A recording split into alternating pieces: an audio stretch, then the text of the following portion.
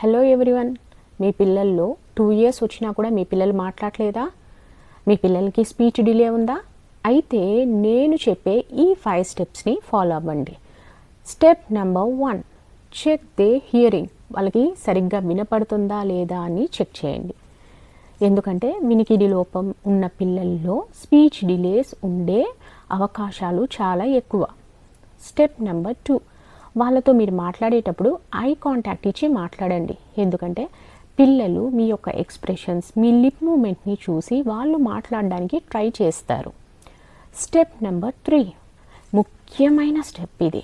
మీ పిల్లల్లో ఎక్కువ స్క్రీన్కి అడిక్ట్ అయిపోయారు, ఎక్కువ మొబైల్కి అడిక్ట్ అయిపోయారు, ఎక్కువ టీవీకి అడిక్ట్ అయిపోయారు అంటే స్క్రీన్ టైంని కట్ చేసేయండి. మీ పిల్లలతో కూర్చొని మాట్లాడండి, ఎక్కువ ఆడండి, వాళ్ళతో స్క్రీన్ టైంని మాత్రం దూరంగా ఉంచండి. స్టెప్ నెంబర్ 4, చాలామంది పిల్లలు ఏం చేస్తారో తెలుసా? నాన్ వర్బల్ కమ్యూనికేషన్కి అలవాటు అయిపోతారు. నాన్ వర్బల్ కమ్యూనికేషన్ అంటే ఏంటి? ఇప్పుడు వాళ్ళకి ఏమైనా వాటర్ కావాలి అనుకోండి, వాటర్ దగ్గరికి మిమ్మల్ని తీసుకొని వెళ్తారు. టేబుల్ మీద వాటర్ బాటిల్ ఉంటుంది, అక్కడికే మిమ్మల్ని తీసుకొని వెళ్తారు, దాన్ని చూపిస్తారు. అప్పుడు మీరు ఏం చేస్తారు? వాటర్ బాటిల్ తీసి ఇస్తారు. అక్కడ కమ్యూనికేషన్ గ్యాప్ ఉంటుంది, కమ్యూనికేషన్ ఉండదు. స్పీచ్ డిలే ప్రాబ్లమ్స్ ఇక్కడి నుంచే స్టార్ట్ అవుతుంది. సో ఎప్పుడైనా మీ పిల్లలు ఏమన్నా అడిగారు అంటే, ఇదేంటో చెప్పమ్మా, ఇదేంటో చెప్పినానా, ఈ టాయ్ పేరేంటి, ఇదేంటి వాటర్ బాటిలా, వాటర్ ఉన్నాయా ఇందులో అని చెప్పి మీరు ఇవ్వండి. సో దట్ స్పీచ్ డిలే అవ్వకుండా ఉంటుంది.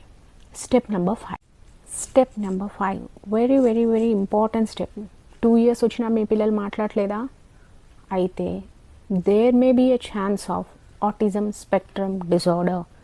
సో మై డియర్ పేరెంట్స్, మీ పిల్లల్లో ఇలాంటివి చూస్తే త్వరగా మీ పిల్లల్ని థెరపీ సెంటర్స్కో, సోషలైజేషన్ ఎక్కువ ఉండే ప్లేసెస్లోనో, ఎక్కువ స్క్రీన్ టైం లేకుండా వాళ్ళతో ఎక్కువ టైం మీరు స్పెండ్ చేసేటట్లు చూసుకోండి. ఎందుకంటే ఇప్పుడున్న రోజుల్లో 30 మందిలో కనీసం అంటే 20 మందికి ఆటిజం వస్తున్నాయి పిల్లల్లో. So please take care of little once. Thank you so much.